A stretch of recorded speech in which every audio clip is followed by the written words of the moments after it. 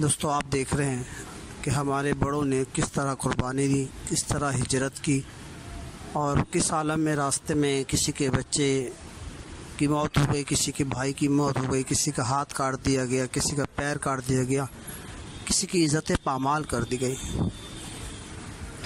हमें थोड़ा सा सोचना चाहिए कि आज इस मुबारक दिन 14 अगस्त जो हम मनाते हैं, इस दिन हम क्या कर रहे होते हैं। गाने बाजे, हमारी शरीयत में इसकी इजाज़त नहीं है।